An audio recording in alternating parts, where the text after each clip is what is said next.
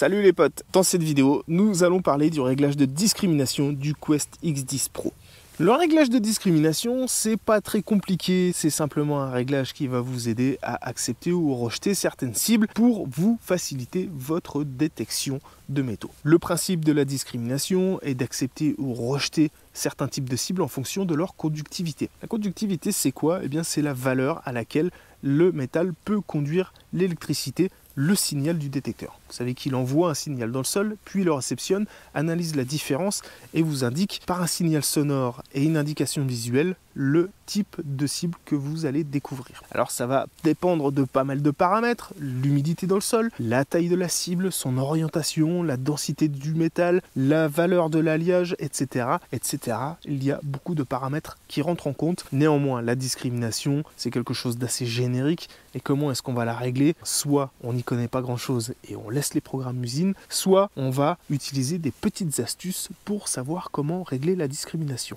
Sur le Quest X10 Pro, on a une discrimination qui n'est pas très fine, on peut régler de 10 en 10, on ne peut pas avoir des discriminations très précises. On s'en fiche puisque c'est un appareil entrée de gamme, ce qui nous intéresse c'est soit de rejeter les ferreux, soit d'accepter, soit de rejeter un type de cible en particulier. Et ça, vous allez voir qu'on a une fonction qui s'appelle le notch qui nous permet de choisir une plage de conductivité précise et de la rejeter tout en acceptant celles qui sont autour.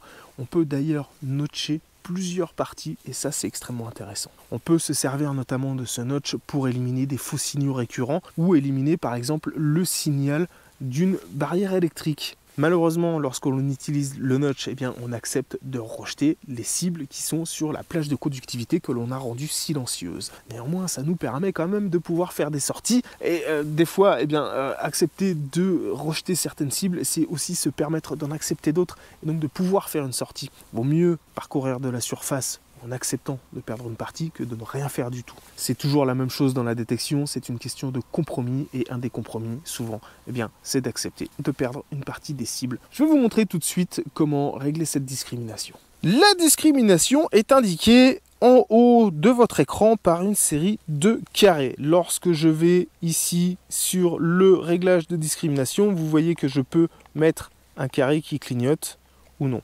Ici, je rappuie sur la touche réglage et je peux accepter ou rejeter un carré.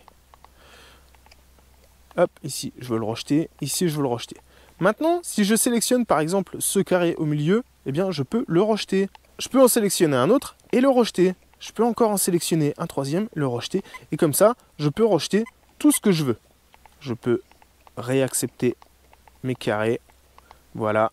Ça me permet de pouvoir sélectionner le type de cible que je souhaite découvrir ou non. Ici, nous, ce qu'on veut rejeter, c'est les petits ferreux. Moi, je vous conseillerais de ne rejeter que les petits ferreux pour vous permettre d'avoir un maximum d'ouverture et un maximum de sélectivité de l'appareil. Si j'accepte ce dernier carré, je ne suis pas tout à fait en tout métaux, mais je vais prendre la majorité des métaux. Alors évidemment, je vais avoir un petit peu plus de sélectivité, je vais avoir un petit peu plus d'ouverture. Par contre, ce qui va se passer, c'est que je vais aussi avoir des signaux de sol que je n'ai pas envie d'avoir. Donc, je préfère éliminer de 0 à 10, ne plus prendre les tout petits ferreux et éliminer certains sons parasites. Maintenant, je vais vous montrer un petit truc. Admettons maintenant que je détecte sur un terrain qui est infesté de ces capsules de bière. Eh bien, comment est-ce que je vais pouvoir les éliminer? Alors, c'est valable pour n'importe quel type de cible, hein, évidemment, mais si vous avez une cible récurrente, c'est plus intéressant de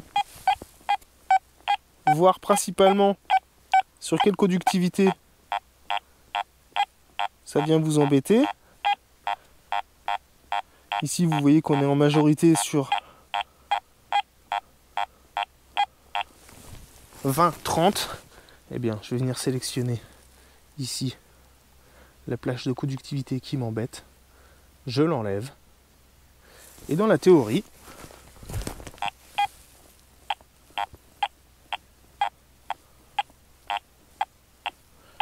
je ne prends quasiment plus cette cible. Elle se met à couper. Alors, si je veux totalement l'éliminer, eh bien, qu'est-ce que je vais faire? Puisque on voit bien que ça continue à sonner sur ces segments-là. Je les supprime. Ma capsule devient silencieuse. Ou presque.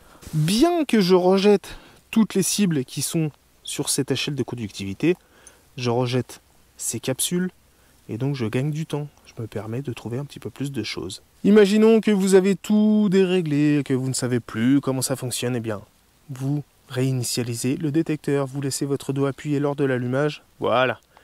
Il s'est rallumé, il est réinitialisé. Ici, j'ai même plus de programme perso, on est reparti à zéro, on est sur les programmes usine, on est sur le réglage d'origine de l'appareil. Donc pas de panique, hein, vous pouvez toucher au réglage, amusez-vous.